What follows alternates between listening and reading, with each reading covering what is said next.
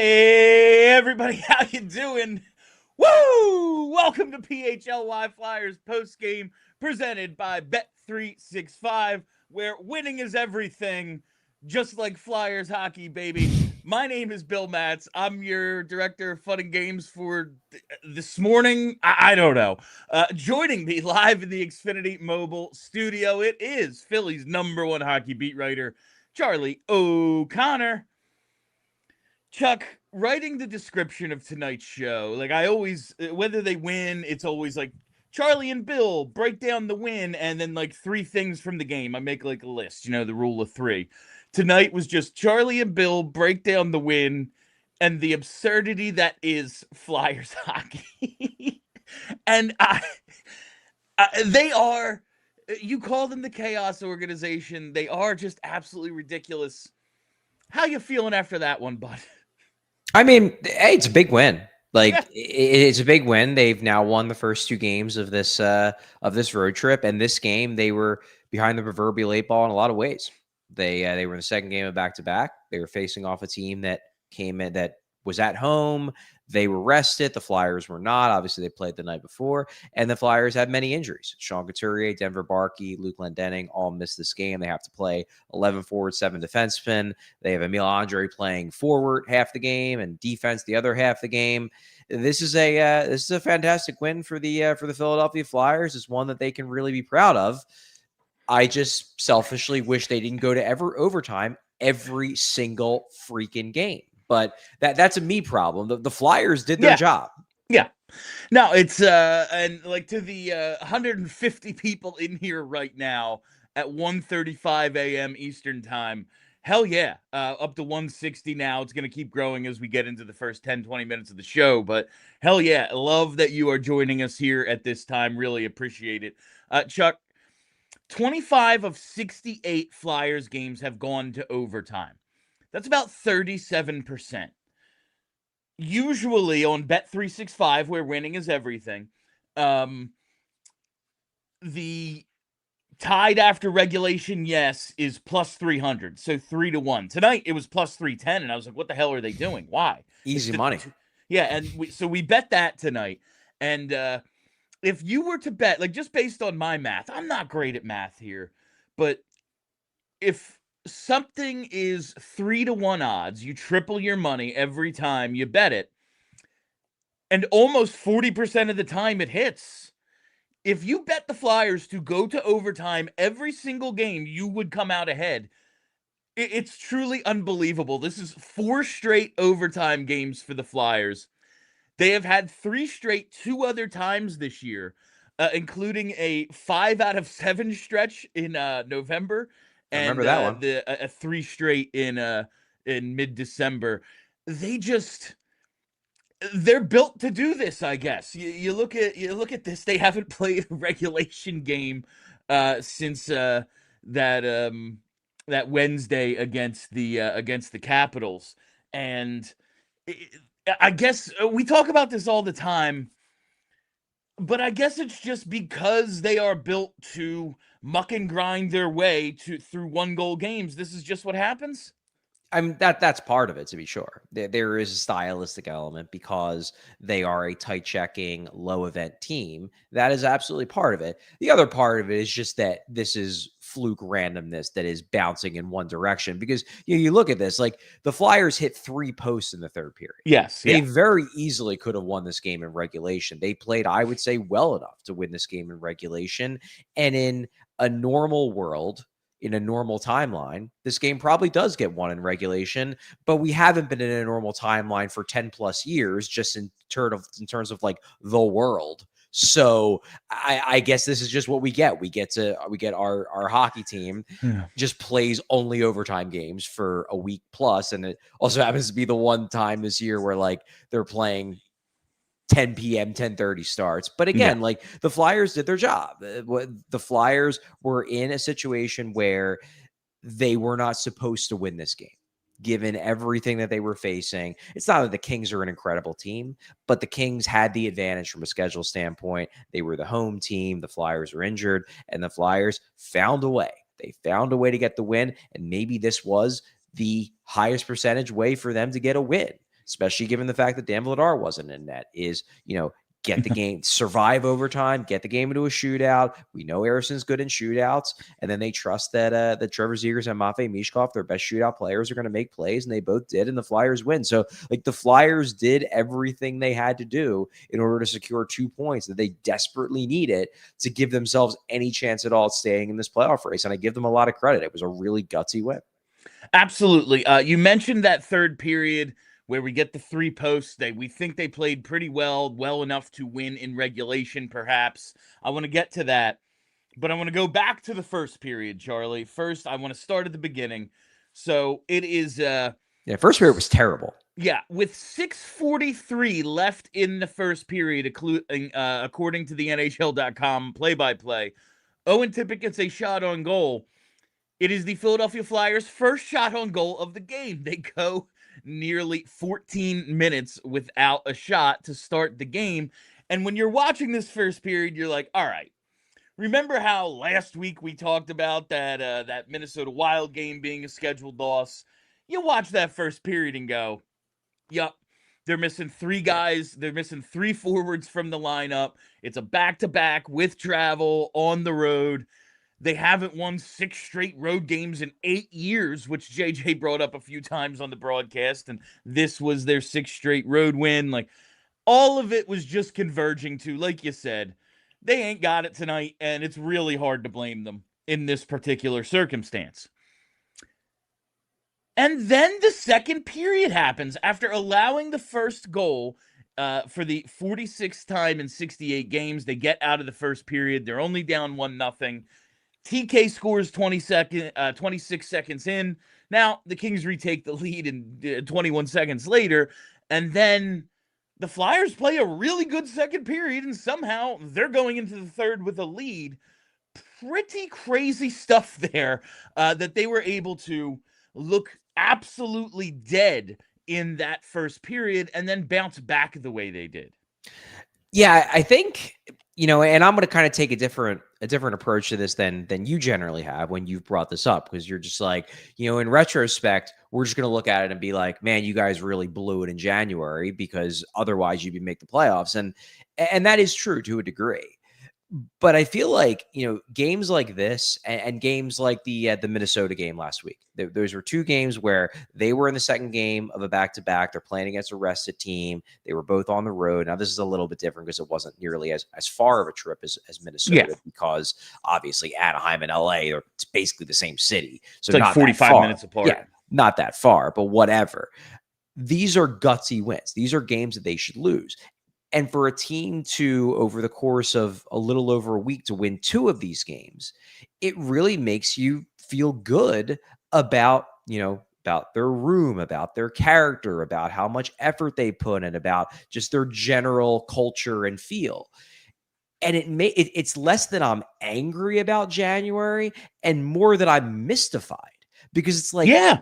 Like, how could a team that clearly has the guts and the character to pull out wins like this one in the Minnesota game, how did they just fall apart for an entire month? It's just, it's less about me being mad at them and more just like it just doesn't make any sense. January was the sign of a team that has no mental toughness, that has no character. And then you see these games, and these games are the sign of a team that has it in spades. And it's just like how did you lose it for a month when you're capable of winning games like these games? I don't necessarily agree with this viewpoint, Charlie, but I'm going to bring it up because I think a negatively predisposed person would say, yeah, they blew it in January. That's who they are. And now that the pressure's off, because, what are they going to jump 5 teams and get into the playoffs? Now it's like, oh, well, we can get back to doing what we were doing because we blew it. But, okay, sure. But also, I look at it and go, but a team that had that sort of attitude wouldn't be trying this hard in, it's still the NHL. It's still a super competitive league. It's still really hard to win. It's still really hard to do what they did tonight. It just didn't go their way for a month. And it is, I think, mystifying is a a great way to describe what the hell happened, because you watch this team go, it isn't a room or a roster that appears to have effort in them. You Yeah. know, like that doesn't seem to be who they are. If it was, why would they still be trying now? They'd just be going through the motions. Yeah. Yeah. And again, like it's not even just that they're still trying. I think most teams would still be trying, but Yeah. a win like this, when you have all the guys you have injured, a win like the Minnesota game where you're playing against one of the 3 or 4 best teams in the league, that they're rested and you're tired on the road. Those are games where you need more than just like, well, we're still trying. I mean, you need to dig so deep Yes. and pull so far within what little reserves you have left to find a way to win those games. And they did. And I'll praise the hell out of them for it. It's impressive. This is an impressive win. The Minnesota win was very impressive. But then it's like, then what happened in January, man? Like, where did it go? You clearly have it. So where did it go? Yeah, that's the frustrating part. And now, like, as we move along, it is becoming more of a frustration point than a like, I'm mad at them about it. And I think I just saw a comment that kind of said the same thing. To your point there, Chuck, like the third period last night, I was critical. I believe we were both critical of, all right, you go into the third with a lead, you essentially park the bus and just wait for them to tie the game the whole third period. And guess what? They did. Now, similar thing happens tonight, but it's a little bit different. I thought they had way more energy and I agree. aggressiveness in the third. Yes, they only get credit for 4 shots on goal, but as you mentioned, 3 posts as well. Zegras hits a post. Grabenkin hits a post. TK hits a post. There's a few other chances that I think didn't quite reach the net. They were much more aggressive, and while the result is the same, I was quite happy with just the style of play in the third. Would you agree? No, I thought they gave it their all in the third, very possibly trying to learn their lesson from the night before. They created chances. Yeah, they got, I guess, outplayed by the numbers in the third period, but you expect that given the fact that they were at a schedule disadvantage. They were still pushing. They were not turtling. I was expecting a like pure hang on for dear life third period. And that's not what we Yes. got. We got a third period where they were pushing forward. They were trying to make plays. They were attacking off the counter rush. They hit 3 posts. They end up blowing the lead largely because, and I thought Matvei Michkov made a ton of really good plays in this game. He gets 2 assists. He has the really good work along the boards in the lead up to the Sanheim goal. Obviously, he ends up scoring the game winner in the shootout, or the game clincher, I guess is probably the better way to put it. But he takes a bad penalty, and that's been a problem for him all year. Bad penalties have been a Yeah. problem. And is it like the most glaring penalty in the world? No. But as they pointed out on the broadcast, like he gets a stick in the guy's hands. The guy's moving at top speed. The refs are looking for that, and he gives them an opportunity to call that penalty. Then obviously Panarin scores the game tying goal on the power play. But that's a blown lead that I don't pin on the team. That's a blown lead where one guy, a young player, made a young player mistake, and then the power play for LA just came through because Artemi Panarin is like one of the 10 most skilled players in the world at this sport. And like it happens sometimes. Sometimes you give up leads, not because you adjusted your strategy or because you purposely hung back. Sometimes you give up leads because you make a mistake here and there and the other team capitalized. And that to me is what happened in this third period. Yeah, I thought this was more, and like not to absolve Mishkov, but like this was more just a result of circumstance. Everyone on that shift, like when they called it, I was like, oh, they're getting Mish. But I saw like 3 guys all reach with their sticks on that shift. True. And he's the one who happened to get it in the midsection. And like, yeah, man, you're all tired. You're all at the end of the third period here. Like, of course that was going to happen, and they happened to score in the power play because sometimes great players score in the power play. This was not a dog, you just conceded the third period like I felt like they did last night. So a much different, despite the result being the same, much different attitude I have towards the way it went. All right, on the other side, we're going to talk tonight's unsung hero presented by Togo. We're going to get you the game changer. So much more still to come here on PHLY Flyers postgame. Stay tuned for 2 minutes. Have you ever had one of those days where you're moving nonstop and suddenly you realize you forgot to eat? Believe it or not, it's happened to me, and that's why I've been loving what Wawa is doing right now. Wawa now has $5 deals all day, and honestly, it just makes life that much easier. If you're starting early, you can grab the $5 big breakfast meal deal. We're talking a sizzly, we're talking a hash brown, and any size hot or iced coffee. That's a full morning win for $5, available from 5 to 11 a.m. Then later in the day, the value keeps rolling with a roasted chicken sandwich or crispy chicken sandwich created your way starting at $5. And they've even got new teriyaki recipes for a limited time. It's real food, real value, and built for busy days. No planning, no overthinking. Just swing in, grab what you need, and keep it moving. Start your day strong and fuel up whatever you need with Wawa's $5 deals. Limited time, exclusions apply. See Wawa.com for details. Gotta have a Wawa. Let's talk about Togo. Do we really want Matvei Michkov playing goalie? No, it's not worth the risk, time, or money. It doesn't make any sense. You want to keep your stars focused on what they do best, and the same applies to your business. For small and mid-sized businesses, competing with bigger companies isn't about working harder, it's about working smarter. With competition heating up, you can't afford to fall behind.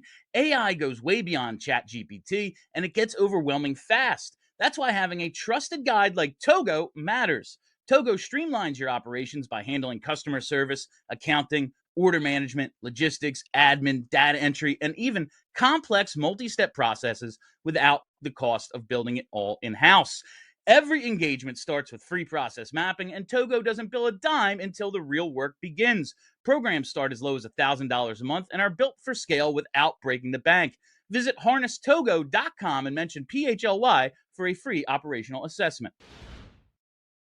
All right, welcome back, Charlie. I want to talk about Sam Ersson real quick. Okay. Just because if we're going to talk about the absurdity of Flyers hockey, I think this little statistic here, very funny to me.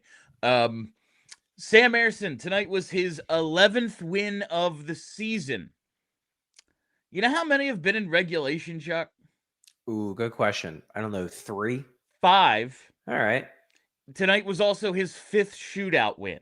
Beautiful. He has as many wins in the shootout as he does in regulation this season. And then there's one overtime win in there, the end of February game against the Rangers. I think that's the Michkov winner. I'm telling you, Bill. I'm telling you, get Comcast Spectacor. You got to build a bullpen for goalies in the new arena so we can have a shootout specialist goalie who can warm up off to the side. I'm telling you, it's the new way of the future.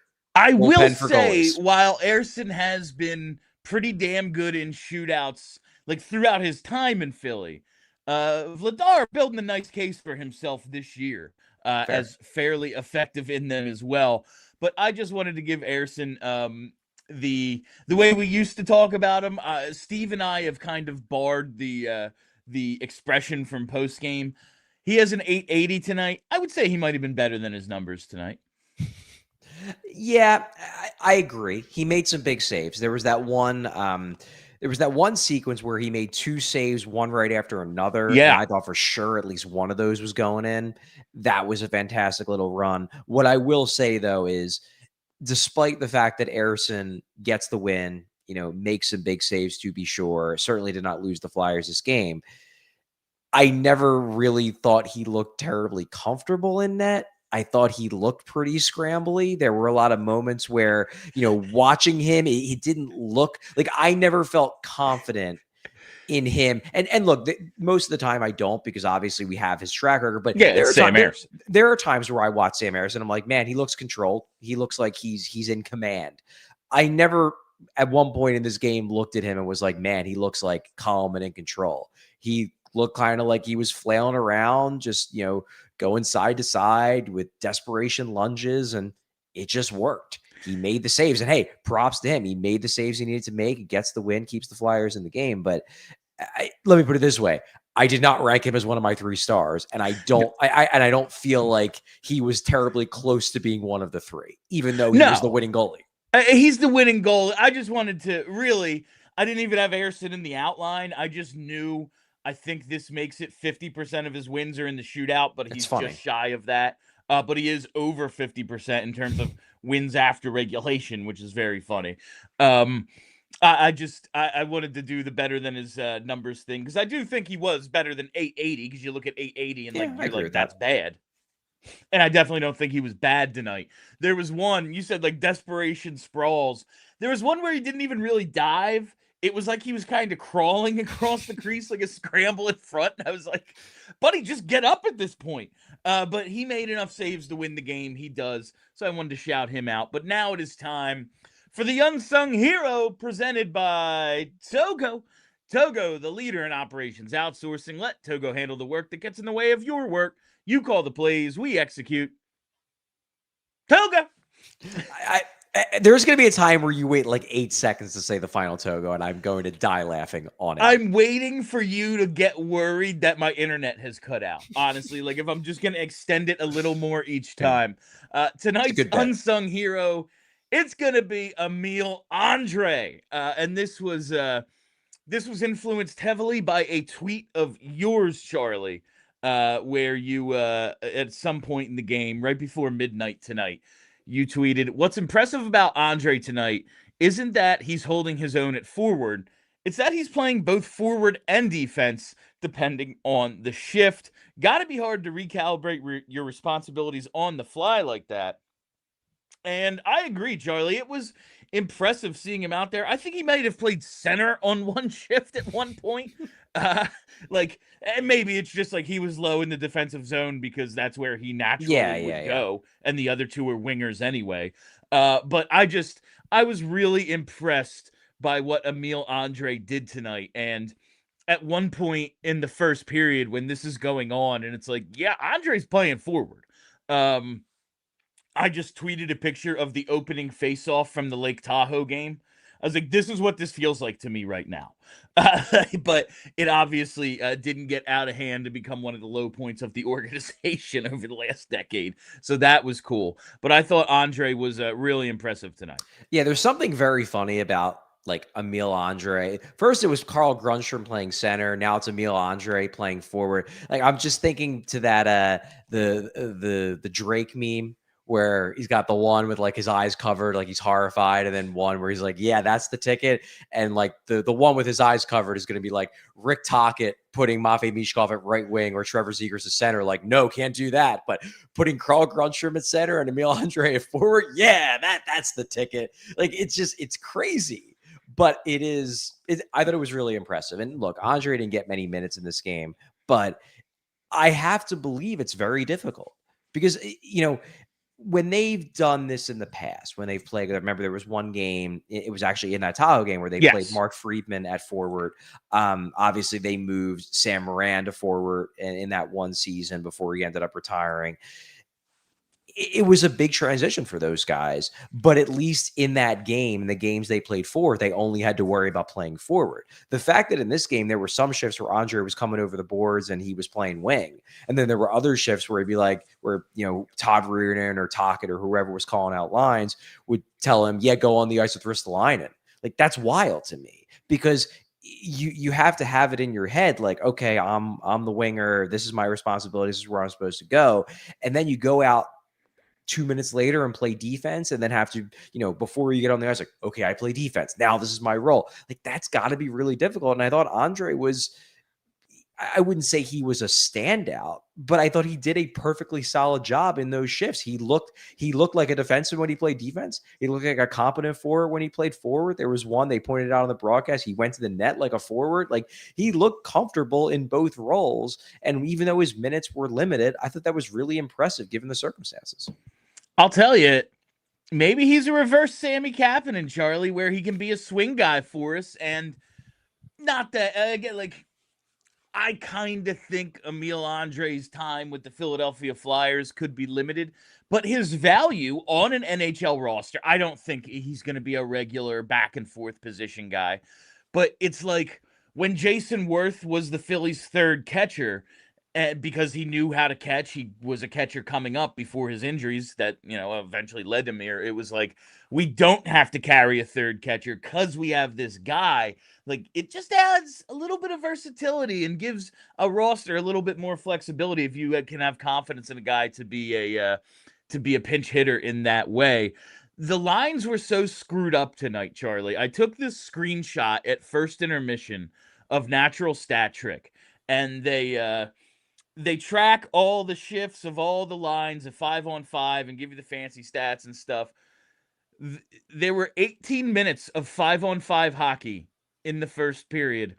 This is what they were able to track because of how screwed up the lines were and no one had regular shifts. I think it became a little more regular as the game went on, but they had 7 minutes worth of hockey out of 18 that they actually oh yeah, there were two distinct lines on the ice these couple of times. Yeah, and that's what you have to do when you're rolling 11 forwards. You're using a defenseman at 4. I don't even know if Natural Stat Trick is, with the way that they code their website, if they're capable of recognizing when Emil Andrae, a defenseman, is playing forward for a game, especially when he's only doing it on a few shifts. It's not a regular thing. But this is what happens when you have 11 forwards. You have to juggle the lines. It's the only way you can make it work. So that's just a byproduct of the game they decided to play. Now, when I saw what it was after the first period, is I don't think I need to keep this website open for tonight's game, because whatever the Flyers are doing, it's not going to work with however the hell their website is tracking this game. So it's just one of those we have to throw out, in my mind at least. But I did want to make sure we recognized Emil Andrae for his efforts as tonight's unsung hero. Agreed. And that'll take us straight to tonight's game changer, driven by Elkin Chevrolet. Elkin Chevy, together, let's drive. I thought about a couple different guys for this. Thought about TK, thought about Michkov. But I want to go Noah Cates here. I want to continue to sing the praises of Noah Cates. Has the game-tying goal in the second period to make it 2-2. It's his 14th of the season. He has an assist on the Sanheim goal as well. He is now at 14 goals. He's 2 goals away from tying his career high from last season. He's 1 point away from tying last season's total, 2 points away from tying his career high. Man, he's having a really good year in terms of offensive production for him. And we have to remember, he had that 18-game stretch from the end of December, New Year's Eve up until the break, February 5th. No goals for 4 assists, and now I believe he's at 12 points in 12 games since the break. He's leading the team in points since the break, even ahead of Owen Tippett, who I think we all agree has been really, really good, especially over these last couple of weeks. I think Cates is actually at 37 points this you year. know what? Yeah, I did this before the assist. There we go. Yeah, he's actually 1 point away from tying his career high. Yeah, so he's now at 37 points. Yeah, I thought Noah Cates was really good in this game. Spoiler alert, he's certainly going to pop up on my 3 stars, and he's not going to be third. The goal is just him. It's just a hardworking play. I mean, it's a dirty goal. It's a greasy goal, but those are the kind of goals that Noah Cates is going to have to score if he wants to be a 20 goal guy in the NHL, a 45, 50 point guy in the NHL, which is probably his ceiling. I don't think he's going to get any more than that. I don't think he has untapped offensive potential where we're going to wake up in 3 years and he's a point per game guy. But I think he could be a 20 goal scorer. I think he could be a 50 point guy. If all breaks right and he has one of those big years at the end of his 20s that some guys have sometimes, Cates is going to have to score goals like that. He's going to have to just attack the net front. He's going to have to simplify his offensive game to a degree. So love that goal. And even the assist. They did a really good job. Brian Boucher did a really good job pointing it out on the broadcast. Matvei Michov makes good plays on that on the setup to Travis Sanheim. But Noah Cates made some really good plays. Really good subtle plays, battle plays to continue that lead up to the goal by Travis Sanheim. No, I thought Noah Cates had a really strong game, and really he's had a really strong run since they've came back from the Olympic break. I've loved what I've seen from Noah Cates, and as I said last night when we talked about him, it's not like when he was slumping, like the other aspects of his game disappeared. He was still playing good defense. He was still a detail-oriented guy. He was still doing all the little things right. It's just that he wasn't scoring at all. And if you're going to be used in the top 9, you have to score sometimes, or else you're going to become a fourth liner real quickly. Well, what he's done since they've come back from the break is he's continued to do all those little things well. He's continued to play really good defense. He's checked well. He's facing off against top lines, and he's scoring goals, and he's producing points. And now you're seeing the guy who you have absolutely no problem being in your top 9, maybe even no problem being on your second line. Yeah, that's Noah Cates. And when you say like those are the types of goals he needs to score, listen, I think sometimes he can rip off a good shot and has like, oh yeah, he's got a better release than I thought. But he needs to get greasy, and if he's going to be a 20-goal scorer, he needs 5 or 6 of those. Yeah. I think this team as a whole, though, like you tweeted at one point in the game, is like the 4th time since the break they've scored more than 2 goals in regulation. The whole team has trouble finishing. There needs to be a concerted effort to score more goals like this. Like Owen Tippett last night. Yeah, man, we all know you have the nice shot. We all know you're a rush-based player. It's good. But if you want to become that 30-plus goal guy, you need to get to the net and do the sort of things you did last night. And that's how Tippett got his goal tonight. The Sanheim goal comes with a good presence in front from Grundstrom. They just need to focus on doing more of this. I know, yeah, man, every now and then Zegras can tee up a one-timer. Tippett can let one go. Michkov can score a pretty goal from time to time. None of these dudes are like certified NHL snipers at this point. Get greasy, get goals like this. Noah Cates, tonight's game changer. And honestly, a lesson to be learned here. Get your ass into the crease. Yeah, and I mean, if you read the article I published today on All PHLY, or yesterday, I guess, because now we're in the early morning hours of Friday. But if you go on allphly.com and read the story that I wrote on the Tocchet offense, what they want, what Tocchet wants the Flyers forwards in particular to do, what they haven't been doing enough of, and why they're not generating a lot of shots and a lot of goals. One thing I pointed out is that the 2 key elements of the Tocchet piston offense in the offensive zone are, number 1, he wants guys darting in and out of the high danger areas to make themselves options for passes into the low slot, into even the high slot. But he wants guys moving in and out of those areas so they can become a target for a pass and then let loose with a high danger shot. Alex Bump did a real good job of it to score his very first NHL goal. That's a shining example of what he wants. But then the other thing is, Tocchet is not necessarily opposed to distance shots. He's just opposed to distance shots with no traffic. If there's traffic in front, yeah, fire away from the perimeter, because that makes that shot an actually somewhat dangerous shot, because the goalie might not be able to see, or there might be a rebound or whatever. And that's where getting to the front of the net matters. That's why Tocchet has been harping so much on guys getting to the front, guys getting traffic in front of the goalie, because it's an integral part of his system. Otherwise, then if there's no traffic in front, then Tocchet is going to say, don't shoot from distance. And if you're never shooting from distance, then the Flyers are going to be averaging 15 shots on goal a game until Rick Tocchet is inevitably fired because they only score 1 or 2 goals a game. The only way this system works is if they're regularly getting traffic in front. And maybe over these last 2 nights, we're seeing the Flyers forwards, guys, Kate, it comes natural to him, but Tippett, not necessarily comes as natural to him. Maybe it's starting to get through to these guys that if they want to make this system work, if they want to not be a terrible offensive team, they're going to have to go to the net more. They're going to have to get traffic in front. Otherwise, they're just not going to score that many goals. Yeah, just thinking of that Sanheim goal, like not exactly a ghost bomb from up there, but guess what? Grundstrom's parked in front, so the puck goes in the net. There's traffic, there's moving pieces. It doesn't have to be Shea Weber 109 miles an hour when the goalie can't see. Yeah, and I thought before we go to break, I just want to make this point. Like, Grundstrom's in front of the net. Absolutely. He's exactly where he's supposed to be. But I thought it was noteworthy that Michkov as well is racing to get to the net front. Now, he doesn't get there in time to set a screen, but it was clear his goal on that play, once he makes that pass along the boards, he's rushing to the net front because he wants to get traffic in front. He wants to make that distance shot from Sanheim even more dangerous. So you're maybe starting to see some of these guys who it doesn't necessarily come as naturally to Tippett's and Michkov's to go to the net front without the puck. Maybe it's starting to become second nature to them. Maybe they're starting to get used to this. All right, on the other side, we're going to talk about the aforementioned Matvei Michkov. Make sure you stay tuned through that. We just got to take our second break. March can only mean one thing, that it's go time for the playoff push. And at Elkins Chevrolet, it's go time for real deals. It's three brothers making one promise: treat you like family and give you a deal that makes sense. Trucks, oh, they've got them. SUVs, they've got those too. And payments that keep you in the game, absolutely.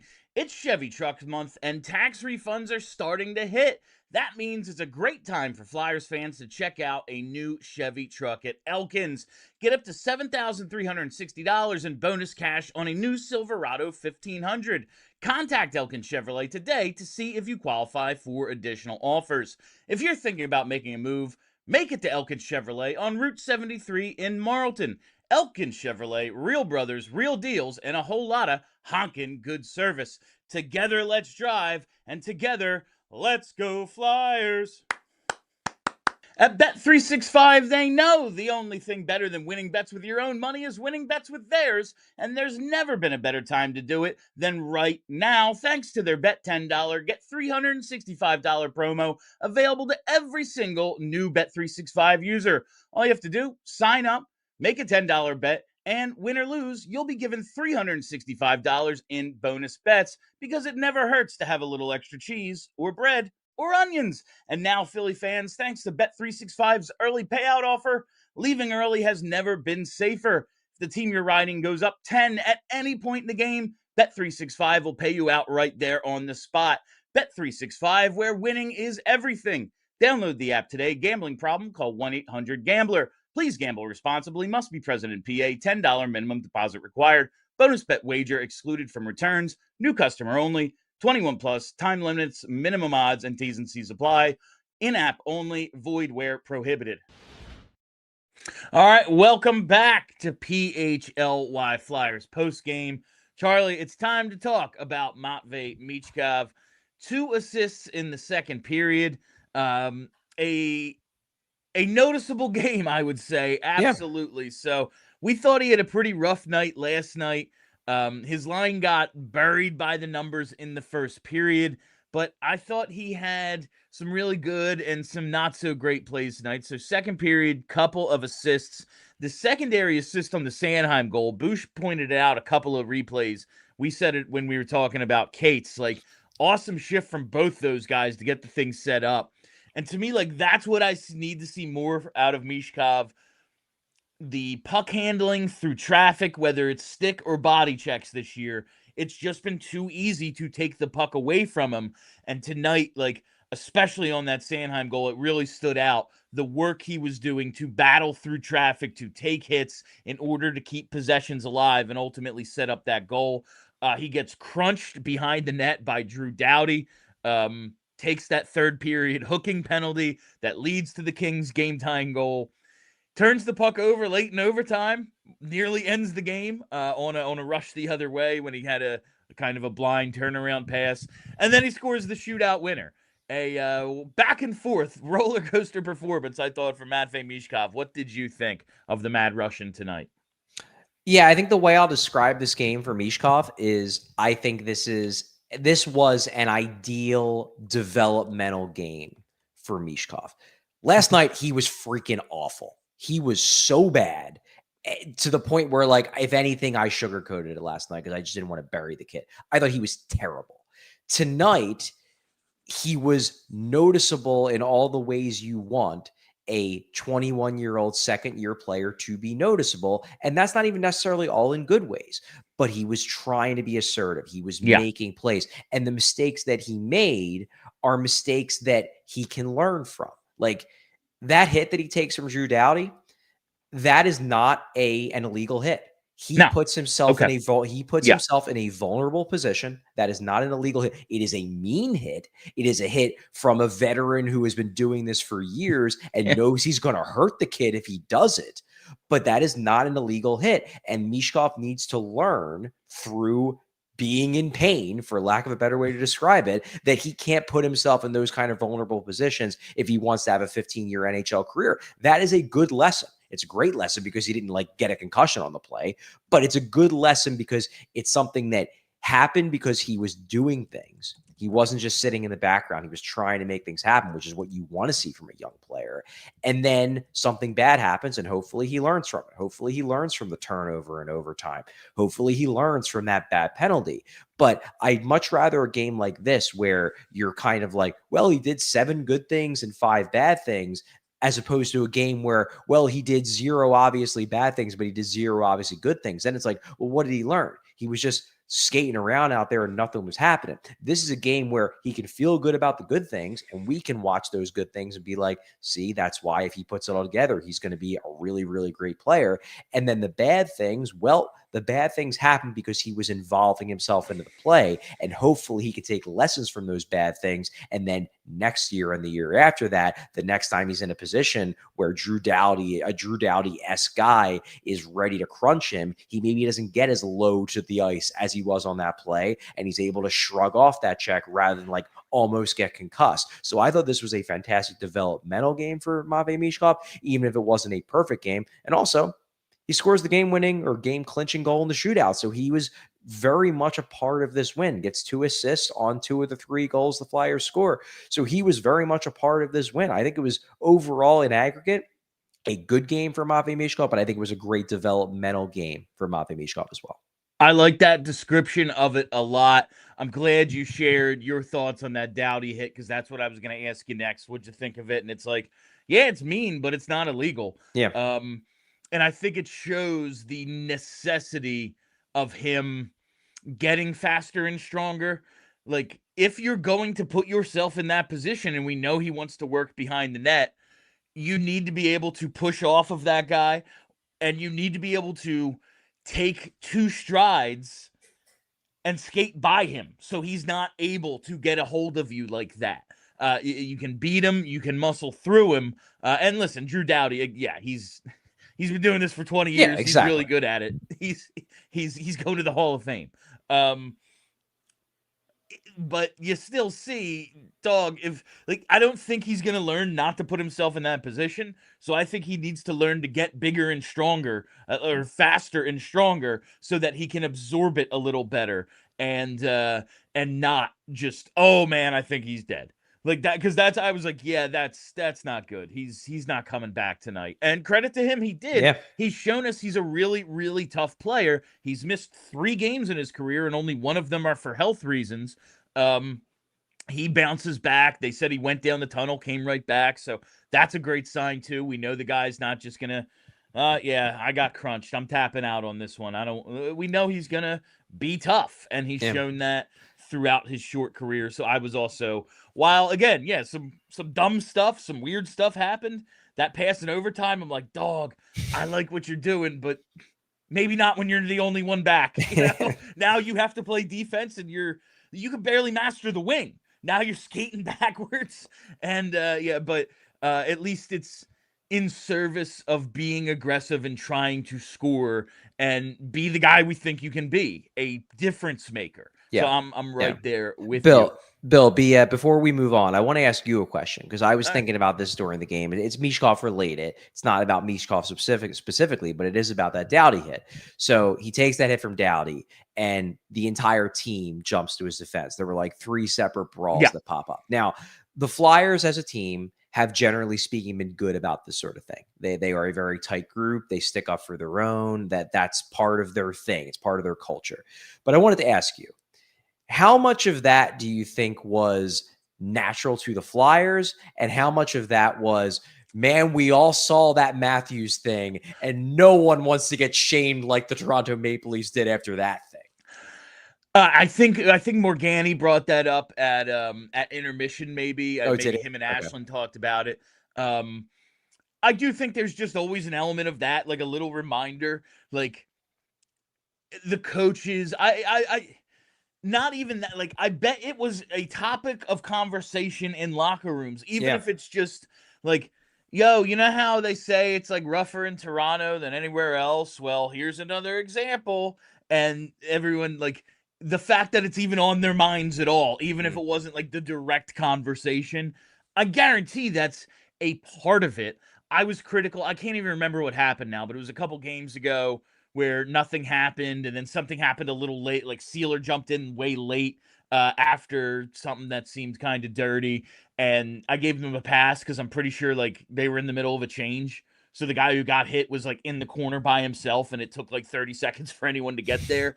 But yeah, I definitely think it's on the league as a whole's mind. You don't want to be that team. And like everyone's praising Buffalo because what was it 2 years ago when Tage Thompson gets hit and everyone's just like, should we do something? And now they're about to make the playoffs for the first time, and it's like a totally different thing. Like that has been so much a topic lately that I think it is on everyone's mind. But the Flyers are typically decent with the response. Yeah, it's true. I was thinking about that just in the sense of it's been such a major topic of conversation. Of course. I can tell you that I'm sure there are multiple rooms that were not critical is not really the right word, but basically looked down on the Leafs, being like, can you believe that they didn't stick up for their captain? That's a disgrace. And I just feel like most teams in the NHL are going to now make it even more of a point than usual to be like, see, we're not them. We stick up for our players. 100%. All right, on the other side, I want to talk a little Travi, Charlie, and I want to get to your 3 stars, take all of your super chats as well. Stay tuned for that. We only have this final break. You know that moment, the one where you realize you left your favorite sunglasses at the beach or on the roof of your car or at that gas station 3 states away? Well, I have been there. I have lost so many pairs of sunglasses in the ocean. It's almost a joke at this point, but I've started wearing them to the beach again because I've found Shady Rays and it has changed the game. These sunglasses are made for real life. They're seriously good looking, they're polarized, they're durable, and they're not crazy expensive. And here's the wildest part. If you lose or break them, even on day 1, Shady Rays will send you a brand new pair. No guilt trip, just replacements. So now I actually wear my favorite sunglasses and wear them without fear. On hikes, at concerts, on the boat, wherever. Shady Rays is eyewear that has your back. Go to shadyrays.com and use code PHLYSR for 40% off 2 or more pairs of polarized sunglasses. Again, that's shadyrays.com with code PHLYSR for 40% off 2 or more pairs of sunglasses. Whether your favorite team wins or not, there's always another way to win on the BetParx online casino app. You got to check out brand new games like Huff and More Puff and Fireblaze Sky Queen, which is a BetParx exclusive. You can play blackjack, you can play roulette, you can play craps, poker, baccarat, and hot online slots like Cash Eruption and 88 Fortunes. Play all your favorite classic casino games from wherever you are, and new users get up to $1,000 casino bonus back if you're down in the first 24 hours. You can play hot online slots based on your favorite streaming shows like The Walking Dead, Breaking Bad, Peaky Blinders, and all your favorite classic casino games from wherever you are. It's the only app I ever use to play all my favorite casino games right in the palm of my hand. Go to betparx.com and download the app right now and enjoy all the action and excitement from the casino at your fingertips. You must be 21 and in PA, Jersey, Maryland, or Michigan for BetParx. You love to play. You play to win. You bet. BetParx. Gambling problem? Call 1-800-GAMBLER. All right, we have more super chats than I thought, so maybe we'll get to this Travi conversation. Maybe we won't, but I definitely want to hit Charlie O'Connor's 3 stars of the game in order to make sure we put a bow on tonight's big 4-3 shootout win, Chuck. Who is tonight's 3rd star? Yeah, we actually already talked about 2 of these guys. So only one of this is going to be a new player we haven't highlighted. But I gave 3rd star to Emil Andrae, and I know he didn't get many minutes in this game. I think he finished with under 7 minutes. But I was just really impressed with the fact that he was pulling double duty. He was playing defense. He was playing forward. He looked good in both roles. I just feel like that's a really hard thing to do, and he was being asked to take on a role that was a difficult one, and it was kind of out of nowhere. And I thought he did a really good job in that role, and I thought he deserved a shout out. So I'm giving Andrae 3rd star for it. They're missing Coots. They're missing Glendening. They're missing Barkey. There was a point in the first period when it was like, yo, Hathaway and Cates might be hurt. Yeah. They both blocked shots. Like, who are we? Who's even going to play? And Emil Andrae stepped up. Absolutely the utility role tonight. Who is star number 2? Yeah, I pointed out this guy on social media, and I'll point him out here as a second star of the game. I thought Travis Sanheim had a low-key, really, really good game. Now, it's hard to say that about a guy who scored a goal because he ends up on the score sheet. He scored a goal, but even that goal, it seemed like more of the focus was on Michkov and Cates as opposed to Sanheim, who just like happened to be the guy who took the shot. Well, Sanheim scores a goal. He's also on the ice for the other 2 goals that the Flyers score in regulation. He finishes a +3 if you're into plus-minus. He also just was involved in so many really good defensive plays. I mean, he was stopping so many plays. He had a couple really good ones on the penalty kill, but even at 5-on-5, I thought he was just playing a really, really good all-around defensive game. His underlying numbers at the end of the day were fantastic, especially given the amount of ice time he got. I mean, the guy finishes with nearly 27 minutes in the second game of a back-to-back because he's got to basically pick up the slack given the fact that they have so many injuries. Like Sanheim, I thought low-key was stellar in this game. I thought this might have been one of his better games of the season. Easy second star choice for me. And he moves into 5th all-time on the Flyers' career defenseman scoring list. 61 goals, puts him 1 up on Shane Gostisbehere. Provorov is ahead of him at 65. Tom Blayden, 67. Desjardins, 93. Mark Howe, 138. He's going to be like top 3 by the end of next season. It's like he's had one hell of a career, and it's really nowhere near over if you look at how much time he's got left on that contract. All right, Chuck, who is tonight's first star? Well, I'll go to the first star in a second. I want to give you one more Travis Sanheim stat. So when Travis Sanheim was on the ice at 5-on-5, the Flyers collected 2 full expected goals. When Sanheim was not on the ice at 5-on-5, the rest of the game, the Flyers collected 0.4 expected goals. So basically, when Sanheim was on the ice, they could produce offense. When Sanheim was not, they produced essentially nothing, just to back up my opinion that Sanheim was one of the Flyers' best players in this game. But moving on to star number 1, it's a guy we talked about earlier. It's Noah Cates. Noah Cates is great in this game. You even brought up that he got banged up early in the game. So he was probably playing through, not an injury, but definitely hurt.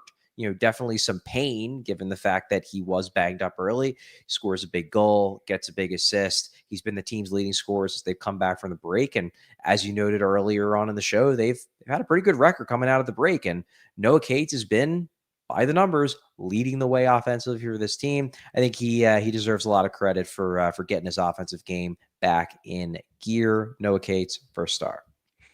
All right, and with that, it's time to hit your super chats. Brenna, let's see what our audience has to say about our game and our show tonight.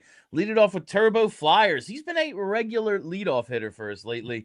Barkey, Cates, Michkov, rest of the season, please talk. Cates and Michkov, they've had down games, they've had down periods, but I do think they have really started to find something. Is that the guy I want playing center, for the next 10 years of Matvei Michov's career? It is not. But it does seem to have, for the most part, worked, especially since the break.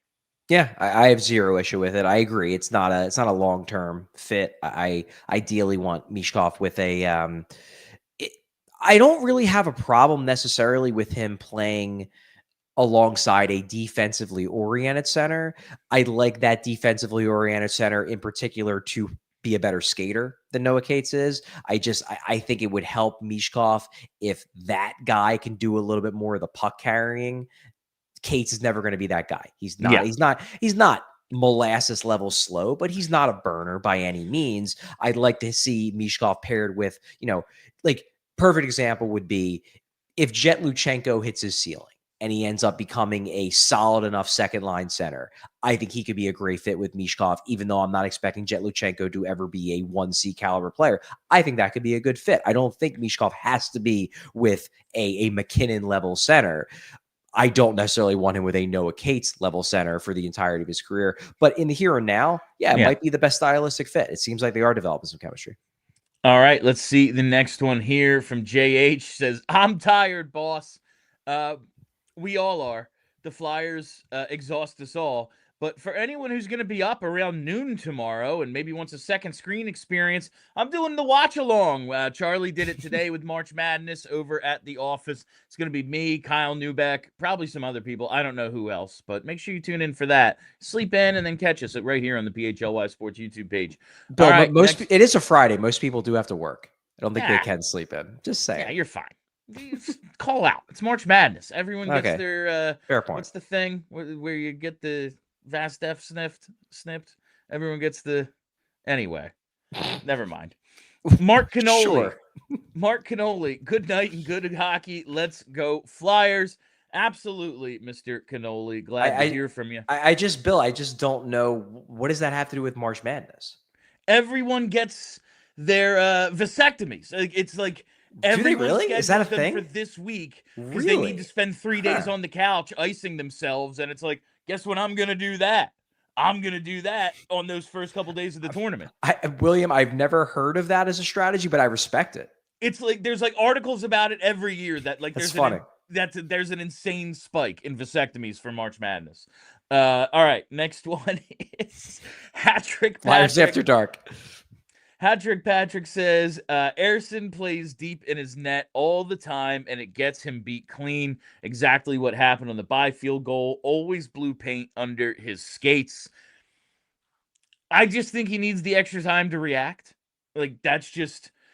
When he gets aggressive, he loses his net. That's the other thing is, all of a sudden, like, he looks a little Kolasovas where it's, yeah, he came out, but he's not, like, square to the shooter or square to the net at all. Like, I think that happens a ton with him, and he'd rather just be more comfortable back. And yeah, he gets beat clean, but he just gets beat a ton all the time, no matter what. He gives up a lot of goals. Yeah, I think it's probably part technique, like part a technical issue that he could resolve, and part a confidence issue that could be resolved. I mean, goalies get more confident as they get older. Maybe he will, but in the here and now, I don't think he's confident enough in his abilities and in his consistency to be aggressive in challenging shooters the way that truly great goalies are.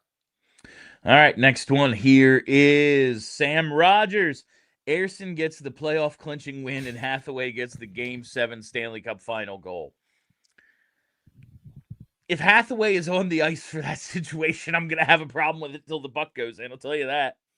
I will say, I thought Hathaway had a real gritty game. I thought he was, I wouldn't quite call him the heart and soul of the team, because I thought they had a lot of guys who gave really their heart and soul in this game. But he's obviously a guy who doesn't bring a ton of, puck skill to the table at this stage of his career. I love the rush he did at the end of the second period, where awesome. They nearly score on that shorthanded sequence. That was a pure effort sequence that doesn't get, like, most players probably are just like, it's the end of the period, let's just dump it in and then let's go to the intermission. Instead, he tries to create something. I thought Hathaway, whereas I thought Sanheim had a low-key great game, I thought Hathaway had a low-key good game.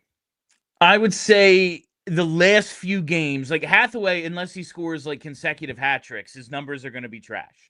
Like just his counting, scoring numbers.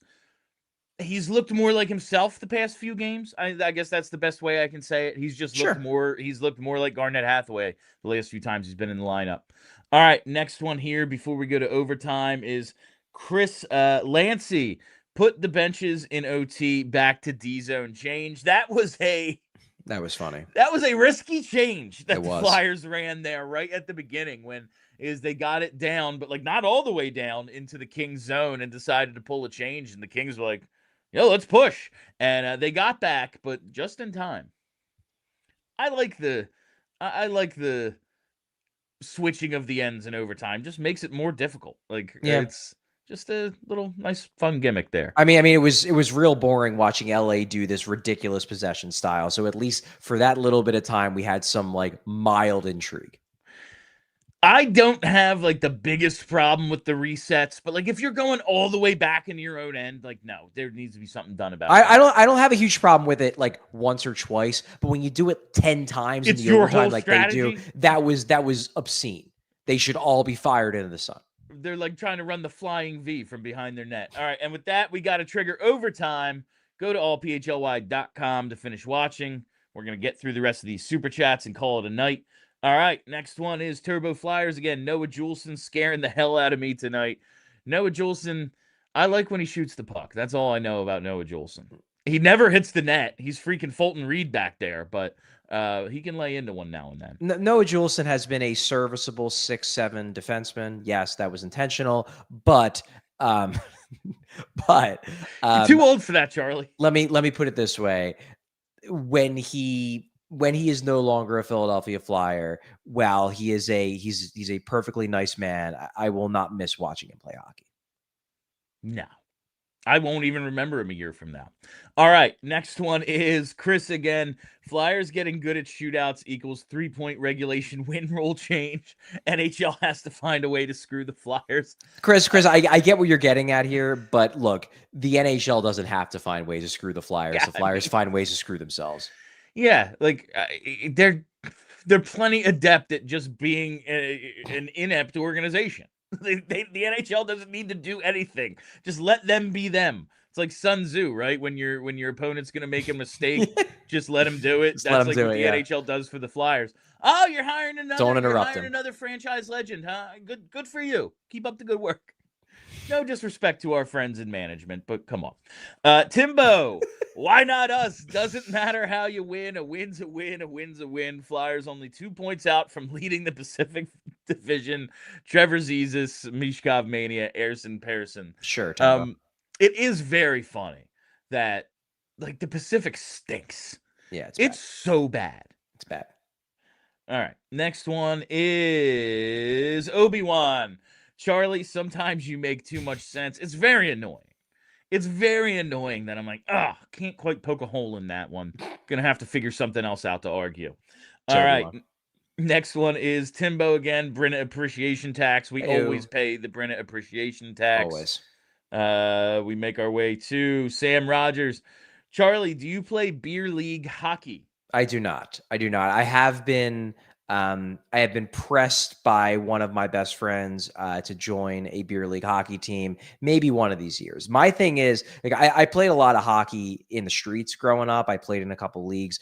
I'm a really bad ice skater, which is what has always kept me from, like, trying to play in high school and trying to play in, like, formal leagues when I was a kid. So I would have to start at a very, very low level in terms of beer league hockey, because I, like, need to learn how to, like, number one, I don't skate much at all anymore now. So I have to, like, relearn how to even get my skating back to where it was when I was skating most often. Number two, like, I would have to learn how to skate with pads on and skate with a stick and everything like that. Like, I would have to be playing at the lowest level and then slowly move up from there.